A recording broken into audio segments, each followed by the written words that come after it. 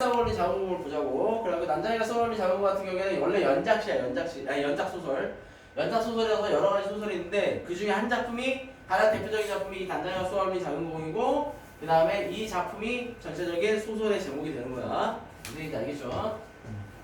자, 그래서 내용을 보면 이제 쭉 등장인물부터 시작해갖고 내용을 쭉 보면, 자, 여기서 이제 나오는 게 어머니, 그 다음에 아버지 영호, 그 다음에 나, 영수, 영희 이렇게 되는데, 여기서의 주된 서술자는 나야. 그래서 이 연작 소설을 보면 서술자가 영희의 시점에서, 그 다음에 영호의 시점에서, 아버지의 시점에서, 어머니의 시점에서, 그 다음에 또 다른 사람, 그 마을에 있는 다른 사람의 시점에서 이렇게 계속 바뀌는 게 있어.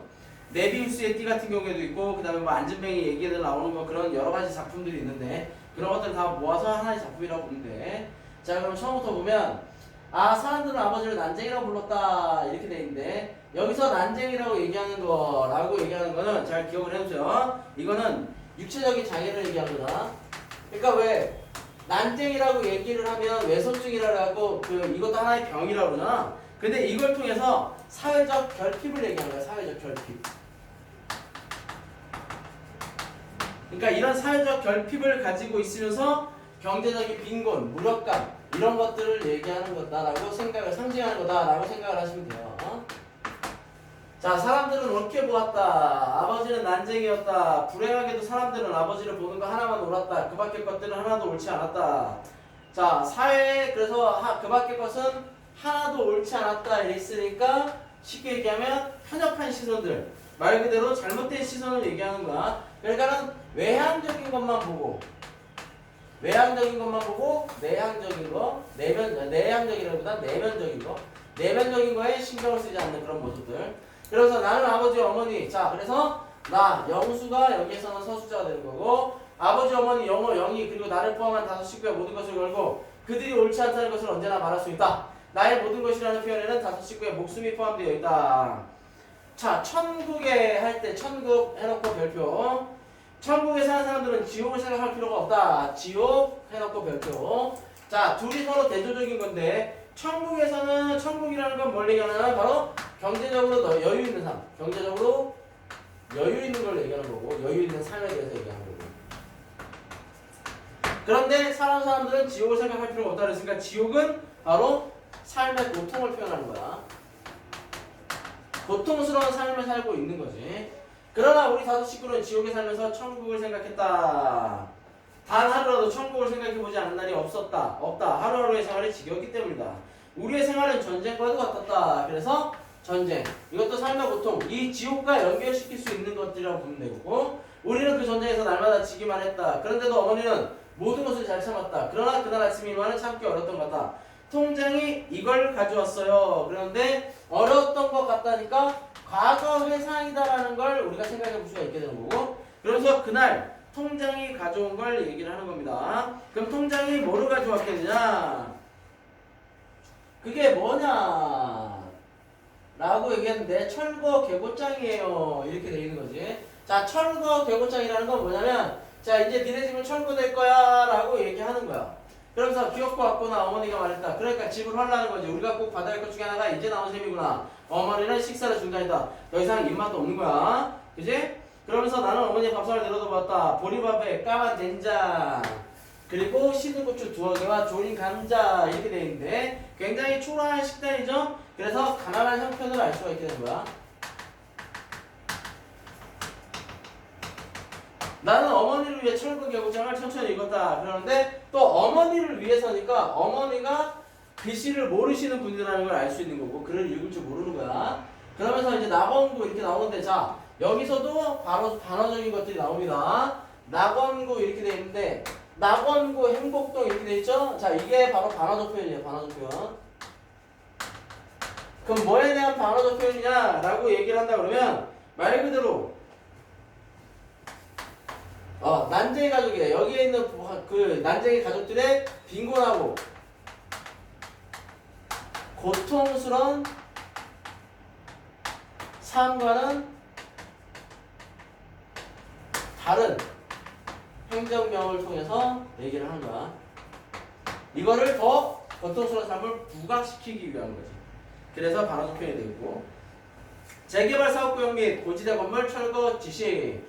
귀하 소유 아래 표시 건물은 주택에 대한 촉진에 관한 임시조치법에 따라 행복 제3구역 개발지구로 지정되어 서울특별시 주택계량 재개발 사업 시행 조례 제15조, 건축법 제5조 및 동법 제42조의 규정에 의하여 1970년 9월 30일까지 자진 철거한 것을 명합니다.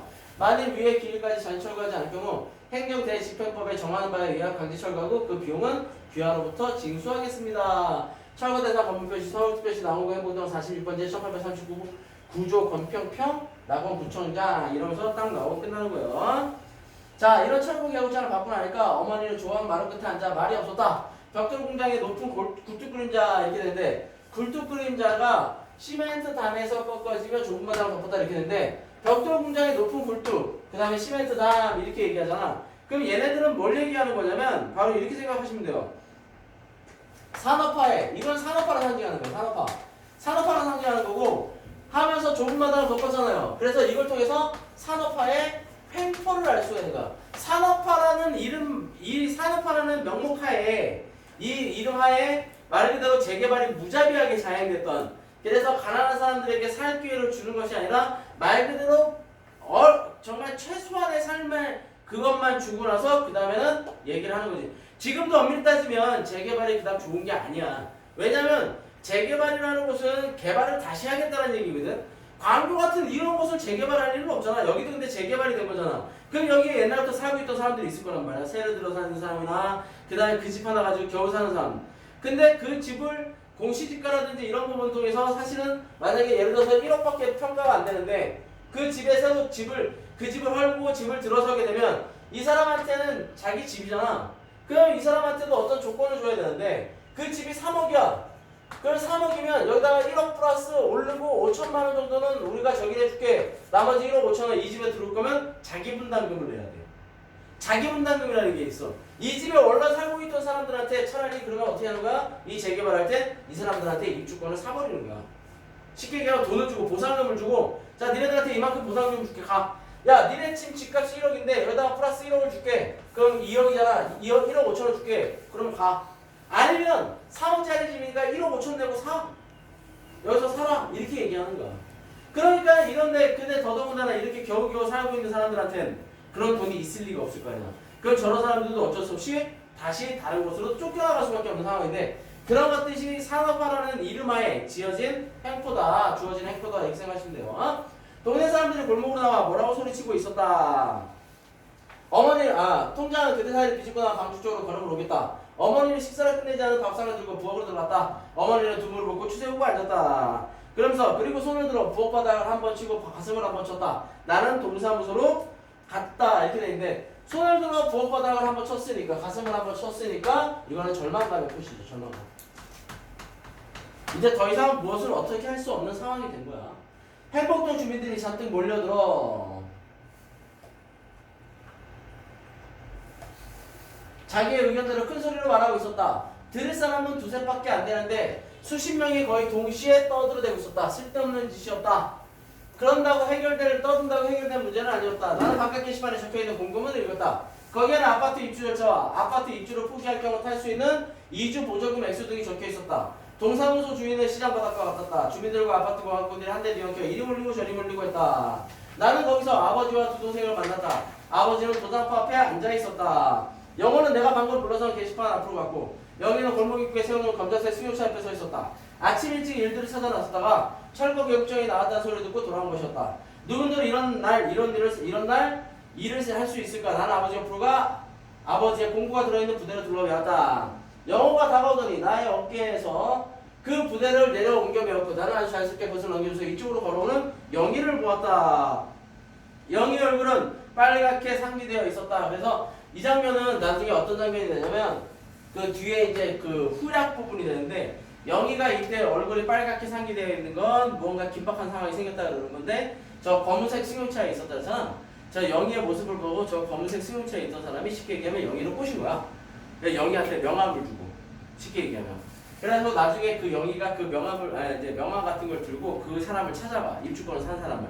얘네 아버지의 입주권을 사가지고 와.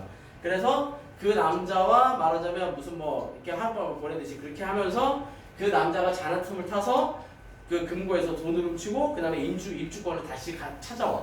훔쳐온 거지 원래 돈이랑 입주권을. 그리고 나서 몰래 그걸 신청해버려. 그게 이 안에 나오는 장면 중에 하나고, 그 다음에 이 영희의 그 장면을 다루고 있는 또 다른 이 연작소설 안에 또 다른 소설이 있어. 그래서 또 다른 작품이 있어. 그래갖고 영희가 주인공이야. 그 파트는 영희가 서술자고. 그래서 영희가 잠깐 동안 사라지는 그 장면이 나오는데, 그런 것들이 여기에 다 이렇게 같은 타임라인에 동시에 주어지는 거야. 몇 사람의 거각분들이 우리를 둘러싸고 아파트 입주권을 팔라고 했다. 그러니까 아파트 입주권을 팔라고 그러는 건 입주권이 있어도 돈이 모자라. 들어가려면 돈이 더 있어야 돼. 그렇기 때문에 근데 그 돈이 있으면 그 사람들이 더 좋은 집을 가서 샀겠지. 쉽게 얘기하면. 그렇지 않겠어? 그러니까 없으니까 입주권을 팔라고 그래. 아버지가 책을 읽고 있었다. 우리는 아버지가 책을 읽는 거 처음 봤다. 이렇게 되는데 아버지는 책을 읽고 있었잖아. 그러니까 아버지는 정적인 모습을 보이는 거잖아. 사실은 아버지도 내시를 어떻게 하는 거야? 내려놓은 거지. 내려놓은 거야. 쉽게 얘기하면 더 이상 어떻게 할 수가 없는 거지. 표지를 쌌기 때문에 무슨 책을 읽는지 알 수 없었다. 영희가 허리를 굽혀 아버지의 손을 잡아 끌었다. 아버지는 우리들의 얼굴을 부끄러움이 쳐다보더니 자리 털고 일어났다. 난쟁이가 한다라고 처음 보는 사람들이 있었다. 그런데 여기서 또 차별적인 시선들을 알 수가 있고,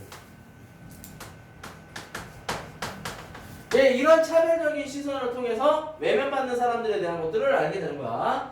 자, 어머니는 대문 기둥에 붙어있는 알루미늄 표창을 떼기 위해 식칼로 못을 뽑고 있었다. 내가 식칼을 받아 반대쪽 못을 뽑았다. 영어는 어머니와 내가 하는 일이 못마땅한 모양이었다. 그러나 마음에 드는 일이 우리에게 일어나주기를 바랄 수는 없는 일이었다. 어머니는 무화과 건물 번호가 새겨진 알루미늄 표차를 빨리 떼어 간직하지 않으면 나중에 괴로운 일이 생길 것이라는 것을 알고 있었다. 그런데 저걸 안 뗐을 경우엔 만약에 입주권 보상도 못 받아. 쉽게 얘기하면 입주권 보상도 못 받는 경우가 생기는 거야. 그래서 어머니는 손바닥에 놓인 표차를 말없이 들여다봤고, 영희가 이번엔 어머니의 손을 잡아 끌었다. 너희들이 놀게 되지만 않았어도 난 별 걱정을 안 했을 거다. 이렇게 돼 있잖아. 그러니까 쉽게 얘기하면 놀게 되지만 않았어도 별 걱정을 안 했다? 수입이 없는 거지. 수입이 없는 어려운 현실을 얘기하는 거야. 그렇기 때문에 어머니가 더 걱정을 하게 되는 거예요. 그래서 우리 부모님들은 늘 언제나 무슨 직업을 원하셔? 안정적인 직업을 원하시지. 안정적인 직업이라는 개념이 뭐겠어? 부모님들이 원하시는 안정적인 직업. 공무원이 아니라 4대 보험이야. 4대 보험. 그럼 4대 보험이 들어간다는 개념은 무슨 얘기냐면 정규직이라는 얘기거든. 4대 보험이 들어간다면 정규직이야, 그건. 그럼 4대 보험 중에서 우리가 흔히 하는 국민연금 건강보험 말고 산재보험이라고 있어. 산재보험은 뭐냐면 그 회사에서 일을 하다가 다쳤을 경우엔 그 산재보험을 통해서 산업재해로서 처리를 받을 수가 있게 되는 거야. 내 돈 한 푼도 안 들어가는 보험을 든 거지. 그 다음에 또 하나가 뭔지 알아? 4대 보험 중에 하나가. 어떻게 보면 이게 제일 중요해. 말하자면 실업급여 받을 수 있는 그거 보장이 실업보험이야. 실업보험. 말하자면. 그러니까 실업을 이게 회사가 망할 때를 대비를 해서 회사가 보험을 듣는 거야. 그리고 회사가 망했잖아? 그러니까 아니면 회사에 의해서 말하자면 회사가 내가 자발적으로 나온 게 아니라 회사에 의해서 어쩔 수 없이 그만둘 수밖에 없는 상황이 생겼어. 그러면 내가 그걸 통해서 보험을 탈 수 있는 거야. 보험금을. 그런 것들이 되는 거야. 그러니까는 그게 생각보다, 근데 그것도 신청을 해야 몇 달 안에 신청을 해야 되고 그것도 얼마 안 돼. 그렇지만 그거라도 못 받으면 안 되는데 그것이 바로 정규직을 보장하는 거야. 비정규직은 그게 없기 때문에 뭐가 돼? 회사에서 쫓겨나더라도 보상을 받을 수 있는 방법이 없어. 그래서 여담이지만 학원 강사들 중에 계약을 할 땐 11개월짜리밖에 계약을 안 하는 학원도 있어. 계약을 11개월밖에 안 하는 거야. 왜? 1년이 지나면 퇴직금도 줘야 되고 뭐 줘야 되고. 그러니까 딱 11개월만 계약하는 거야. 퇴직금도 없고 뭐도 없어. 그런 것들을 얘기하는 거야. 나 같은 사람 비정규직. 우리 비정규직이야. 나 비정규직. 그지? 그러니까 그런 부분들이 많은데 정규직을 좋아하는 이유 중에 하나는 바로 뭐냐면 그런 안정감이 있는 것 때문에 좋아하는 거야. 쉽게 얘기해서. 그래서 우리 그 로펌이나 이제 말하자면 로스쿨이나 그 다음에 의대 뭐 이런 쪽으로 가는 것도 생각을 해볼 때 우리가 그런 것들도 안정적이다라고 볼 수 있는 게 고수입이 보장된다라는 것보다도 이 일이라는 게 그 두 가지 일들을 끊이지 않는 일이 되잖아. 왜냐하면 우리나라에도 늘 언제나 하루에도 몇 번의 재판이 열리고, 그래서 사실은 변호사라는 부분들은 늘 필요할 수밖에 없거든. 변호를 해주기. 어떤 식으로든 필요해. 하다못해 국선 변호인, 돈이 없어서 변호사를 선임 못하면 국가에서 변호사를 선임해 주잖아. 그게 국선 변호인이야. 쉽게 얘기하면. 그런 경우도 있으니까. 그 다음에 의사들 지금 봐봐. 코로나 같은 상황이 생겼을 때 의사가 없으면 쑥대밭인 거지. 그러니 더더군다나 더 많이 필요하게 되는 거야. 그래서 오죽하면 영국에서는 5만 명이 넘는 그 퇴직한 의사하고 간호사들한테 다시 현장으로 좀 돌아와주면 안 되겠냐 이러고 SOS를 친다잖아. 그 정도로. 그러니까 그 정도로 심각한 상황인 거지. 자, 20단 안에 뾰족한 수가 생기겠는데 이제 하나하나 정리를 해야지. 그러니까 어머니도 포기를 한 거야. 입주권을 팔려고 그래요. 여기가 물었다. 팔기래 팔아. 영어가 큰 소리 났다. 그럼 아파트 입주할 돈 있어야지. 아파트로도 안 가. 그럼 어떻게 할 거야? 여기서 그냥 사는 거야. 여긴 우리 집이다. 이렇게 돼 있는데 이거는 영어의 부조리한 현실에 대한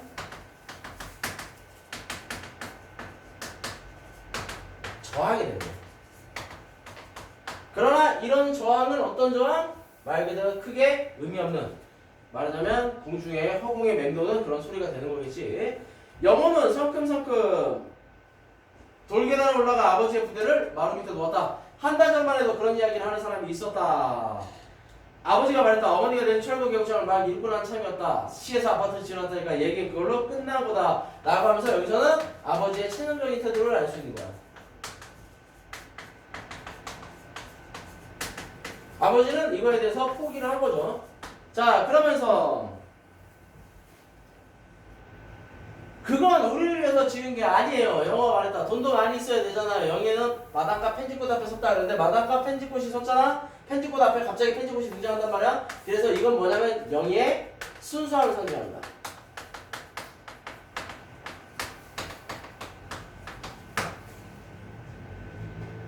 우린 못 떠나 갈 곳이 없어. 그렇지 큰 오빠. 어떤 놈이든 집으로 넣어놓고 그냥 놔두지 않을 테야. 영호가 말했다. 그만둬. 내가 말했다. 자, 그러면서 나옵니다. 그들 옆엔 법이 있다. 다시 이제 아버지가 얘기하죠. 아버지 말대로 모든 이야기는 끝나버린 것이나 마찬가지였다. 마당과 펜지꽃 앞에 서있던 영희가 고개를 돌렸다. 영희는 울고 있었다. 어렸을 때부터 영희는 잘 울었다. 그때 나는 말했다. 울지마 영희야. 이렇게 돼 있는데, 자, 여기서부터 이렇게 뒤로는 과거형이, 과거의 회상이다라고 보면 돼. 쉽게 얘기하면 영희가 우는 모습을 통해서 영희의 것들을 설명하는, 과거의 일들을 설명하는 과거 회상이 잠깐 등장하는 거야. 알겠죠? 그러면서 울지마 영희가 자꾸 울면 그럼 소리 내지 말고 응. 그러나 풋밭에서 영희는 소리 내고 울었다. 나는 소리로 영희의 입을 막았다. 영희의 몸에서는 풀냄새가 났다. 이렇게 되는데 풀냄새 이렇게 얘기잖아요. 그 풀냄새라는 건 뭐냐면 바로 도시 빈민의 삶이에요. 도시 빈민의 삶. 그러니까 가난함을 상징하는 거야. 가난함을 상징하는 거. 가난함을 상징하는 거지. 개천 건너 주택가 골목에서는 고기 굽는 냄새가 나다. 자, 고기 굽는 냄새는 뭘 상징하는 거 있어? 그러면 말 그대로 이거는 있는 사람들, 그러니까 권력이, 자본이 있는, 자본과 여유가 있는 삶에 대해서 얘기하는 거야.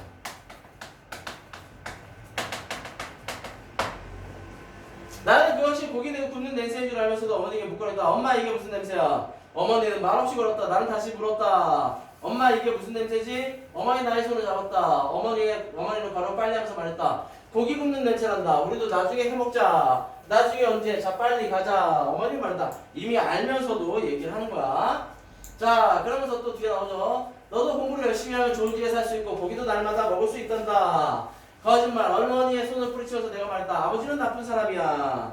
그러니까는 아버지는 나쁜 사람이야 라고 내가 얘기를 했었는데 어렸을 때 말 그대로 아버지의 경제적 무능력, 아버지의 경제적 무능력에 대해서 한탄하는 거죠. 한탄하고 탄식하는 거예요. 그러니까 아직 처음인 모습이 나타나는 거죠. 어렸을 때니까. 어머니가 우뚝 섰다. 너 방금 뭐라고 했니? 우리 아버지는 나쁜 사람이야. 너 매주 맞아야겠구나. 아버지는 좋은 분이다. 나도 주머니가 달린 옷을 입고 싶어. 자, 주머니가 달린 옷. 이렇게 얘기하면 주머니가 달린 옷은 뭐냐? 바로 경제적인 풍요를 얘기하는 겁니다. 경제적 풍요. 자, 빨리 가자. 엄마는 왜 우리들 옷에 주머니를 안 달아주지? 돈도 넣어주지 못하고 먹을 것도 넣어줄 게 없어서 그렇지 라고 얘기하는 거예요. 그러면서 이제 여러 과정에 대해서 투정을 부리고 있는 거고, 아버지에 대해 말을 막 하면 너 매맞을 줄 알아. 아버지는 악당도 못돼. 악당은 돈이나 하지. 진짜 악당은 돈이 많잖아. 돈 많아야 악당하는 거야. 그렇지. 아이언맨이나 뭐 이런 데 나오는 거 보면 거기서 악당들 나오는 애들 보면 보통 대부분 부자잖아. 쉽게 얘기하면 그 부자나 있는 놈들, 왜 타노스도 이거 하는 놈도 가만히 생각해보면 사실은 어마어마한 세력을 갖고 있는 우주에서의 권력자 아니야. 그런데 굳이 그렇게 그런 짓을 하지 않아도 충분히 여유있게 전 우주의 지배자처럼 그렇게 살 수 있을 텐데 굳이 이 짓을 하는 거 아니야. 그러니까 가진 사람들의 더 큰 욕심들이 많은 거지. 아버지는 좋은 분이다. 알아. 나는 말했다. 수백 번 더 들었어. 그렇지만 이제 속지 않아. 엄마, 큰오빠는 말 안 들어. 영희는 부엌문 앞에 서서 말했다. 엄마 몰래 또 고기 냄새 맡으러 갔었대. 나는 안 갔어. 어머니는 아무 말이 없었다. 나는 영희를 흘겨보았다. 영희는 또 말했다. 엄마 큰오빠가 고기 냄새 맡으러 갔었다고 말했더니 때리려고 그래. 영희는 좀처럼 울음을 그치지 못했다. 나는 영희의 입에서 손을 떼었다. 영희를 풀밭으로 끌고 들어간 것이 잘못이었다. 영희를 때려주고 나는 후회했다. 귀여운 영희 얼굴은 눈물로 젖었다. 우리는 그때 주머니 없는 옷을 입고 있었다. 가난했다라는 걸 얘기하는 거야. 가난한 삶을. 자, 아버지는 다시 이제 그 다음에 다시 현실로 돌아가는 거죠. 아버지는 철거 결정을 마루 끝에 놓고 책을 읽었다.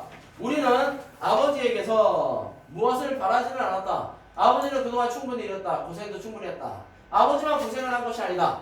아버지의 아버지, 아버지의 할아버지, 할아버지의 아버지, 그 아버지의 할아버지 또 대대로 거슬러 올라간다. 그래서 이것들을 봤을 때 고생을 했을 수도 있다 이렇게 얘기했는데 이걸 통해서 대대로 힘들게 살아온 난쟁이의 삶을 볼 수 있는 거지. 대대로 힘들게 살아온 난쟁이 아버지의 삶을 얘기하는 거야.